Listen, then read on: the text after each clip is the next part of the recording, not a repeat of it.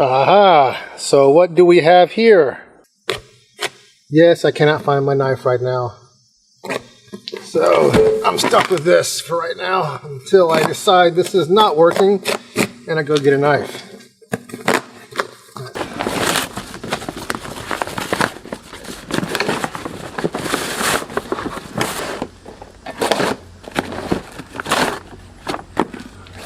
Well, that frustration was short-lived.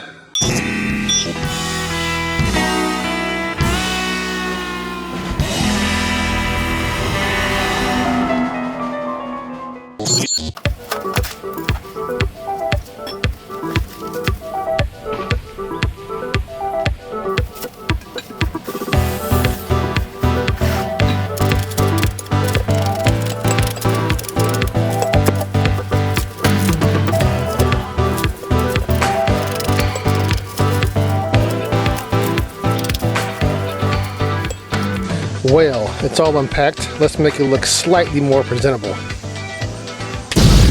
So it does appear that I do have everything. It came through in shipping, and the instructions are pretty straightforward. This bar right here can go on either side of your differential. They said it doesn't matter, it'll work the same on both sides. I'm gonna put mine on the far side. These arms right here need to be, they said, around 5 to 10 degrees, so they have to be slightly up. Slightly up or slightly down. Let me look at the instructions one more time. So yes, it's 5 to 10 degrees slightly upwards at ride height, which is good because the way I have my jack stands on my S10 right now, because this has all the weight on the differential, so it's loaded up just like it would be on the ground, or I would say close enough. Well, let's just say I hope that it's close enough, because I have absolutely zero, experience in doing anti-rolls or chassis work. The only experience I have is when I did this over here. The only experience that I have doing chassis work is very limited. I put these shims in here to get the pinion angle better, and I also modified the cross member so it wasn't at a really jacked up angle. It still needs to be fixed a little bit more up there, but I don't think it's really messing with it right now. So that right there is my only experience, and also I had to make a bolt to go through here because they have to go through this guy all the way up into this little support right here that has a hole in it that aligns your rear end. Well, so the only logical place for this to go is right here. And it has to go there because these arms right here, the rod ends need to be as close to straight up and down as possible with your diff when you weld those little brackets on there. So it got to be right around here. Some of this I'm going to have to guesstimate, and it will be close enough, but it's close to plumb, as they put it, straight up and down when it's attached to your diff, because on the other side, for this to be where it's straight up and down, I will have no shocks because that's where the bar needs to be. So obviously this is the only logical side, and the only thing, let me put this down here so it doesn't fall on my face, and the only thing I really have to worry about on this side right here is the brake lines. So I have one hole drilled, and I am now doing the same to the other side because it's pretty much essentially the same thing. I just marked here a couple of measurements that I took right here because this looked like it was going to be the perfect spot for this guy to be parallel with this. So we're going to go to the other side, and I'll show you the long process of drilling it. It sucks when you have a vehicle that has thousands of years of just crud and grime that's been on it. One of these days I got to get underneath here, power wash the entire thing clean, and paint it because it is filthy.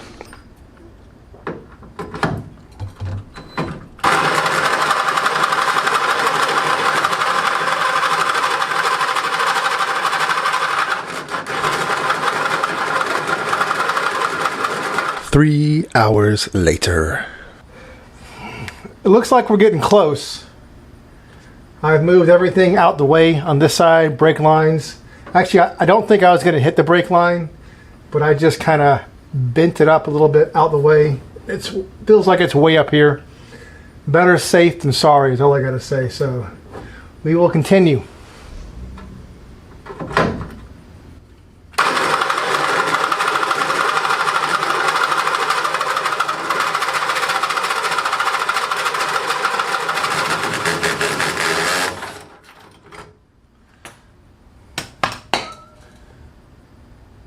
we have a hole. All right, so we have the piece of pipe, chromoly pipe, or what they like to call it, the cross member, is now in there. It's looking good, nice and straight all the way across. Same measurements right here to here. So I think we're pretty darn good on that. Like I said, I am going to weld this up to the frame last, and I'll tell you why right now. This is obviously too long, right? So first we have to cut this to length. And I know you're seeing a little gap right here, but that's hard to weld. Don't gotta worry about that because it came with these guys right here.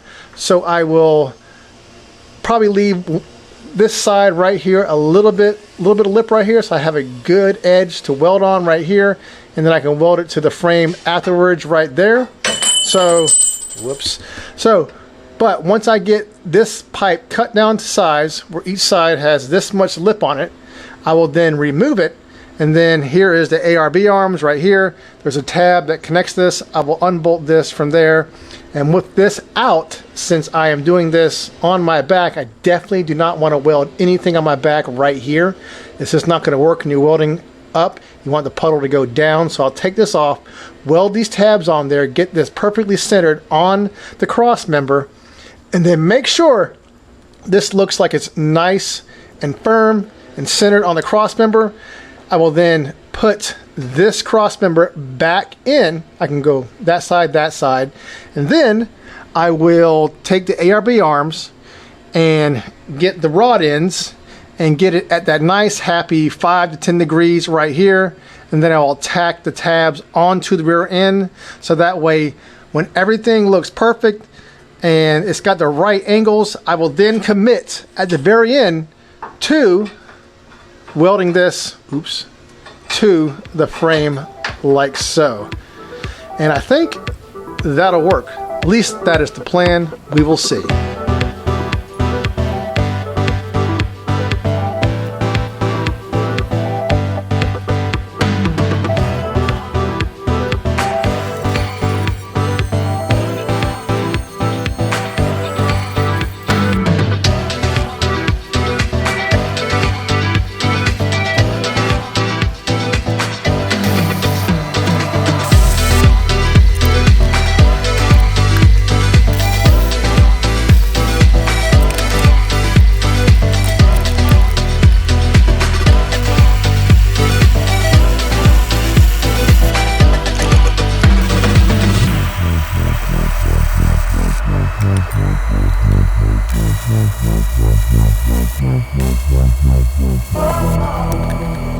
Alright, so that's pretty much how the welds start. There's spatter on there, but I ended up like, I'll clean it up like that one over there just to get it all off. And then once I get the ARB arms back on here and make sure everything works right, I'm going to paint this. I'm going to leave the ends right here not painted.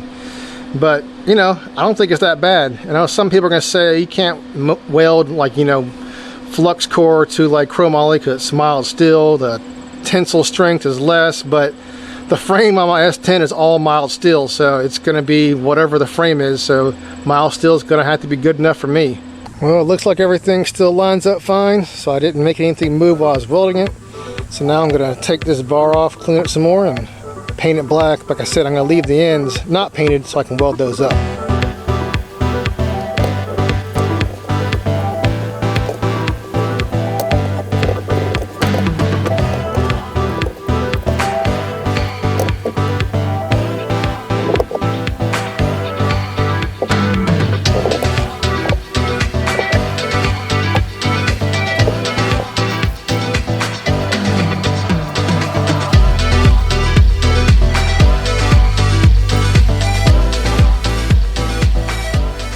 Alright, so it rained for a couple of days and we're looking like we're pretty good. And I'm going to go back over this. I know someone's going to say you have to TIG weld this. That is definitely the better way to do it, and it's even in the instructions. I packed the ends with grease because obviously you don't want this bare metal in there. So let me go ahead and assemble this, and then we'll fit it underneath the truck and see how it all looks. Alright, so it's been quite a while later because obviously it's night. I was going to pick this up in the morning. Let me just go ahead and tack this up. So what we got here, I got the angles right. I got this slightly up. This is like 8 degrees, and it said, 5 to 10 degrees up. and then we have this hanging straight down, and this is just about as good as it's going to be straight up and down with the way it is right now. I have a jack stand right there on that bucket, which is keeping all this in place. So I'm just gonna, for tonight, I'll pick it up in the morning, I'm just gonna tack it right here and tack it right there to keep it in there. And then of course tomorrow I will put this on there and finish her up, go all the way around, and then I will clean this up right here on the diff and then weld those on, and then it should be in there. If you haven't realized, the whole trick with welding is to not wear any protective gear except for your eyes. That's just how I roll, because right now I don't care.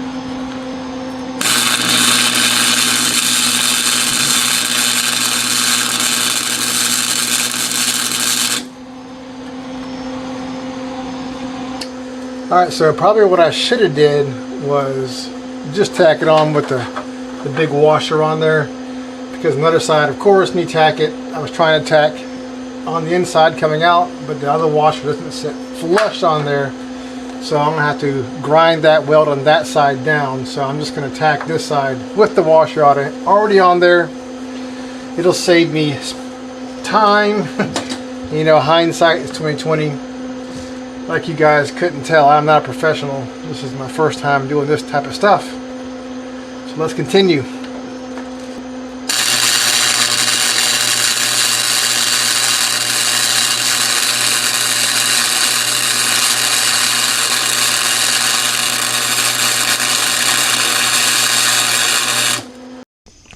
So this is what we got.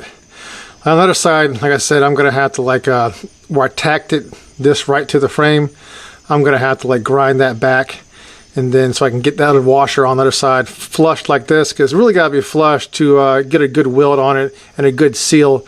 But yeah, it's looking pretty good. I mean, this side right here has a little more spatter, but you can see there is definitely a lot of penetration. Like this whole edge, that was a hard edge. I mean, when it comes with that heat and it comes down here, it is actually really fusing it pretty darn good. And I know, you know, some people are going to say you can't, you know, you're using Flux-Core on, you know, chromoly steel. It's not the same tensile strength, but I'm just going to go out on a limb here and say that I'm pretty sure that this whole thing right here is not going to go anywhere. And what's crazy is this is the mild steel side. Maybe it has a little bit of porosity right here, because I probably need to clean this a little better, so I'll probably clean this a little better around here. But right here where it's really clean, this little weld right here, man, that thing looks really good. If I kept on going, it would have had a nice bead going all the way around. And the reason why I didn't do that is because there's a lot of grease and a lot of stuff on the other side of this, and I've done it before on the front over there, that if you weld a really long bead, it will catch on fire. And I moved all my lines and stuff over here away from this. I don't need fire on this side to get on that stuff and ruin it, so I'm gonna have to go little short beads around here as I complete it.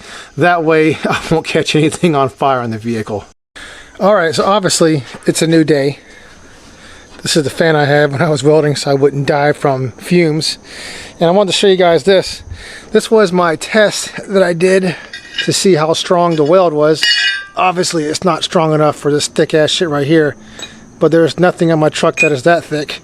Most of it's around that thickness and just a little more, and it seemed to hold that pretty darn good. And if I'm in a position where the thing has to bend that much, I'm probably in a lot worse luck than thinking about the welds breaking. So let's go underneath real quick and I'll show you what I got. Before we go underneath, here's the side pieces. So I welded the pipe on right here. I welded again all the way around right there. I don't foresee an issue with that coming off, just to me. You guys can tell me what you think in the comments below. So let's go underneath real quick. Alright, so now we're up underneath this pig.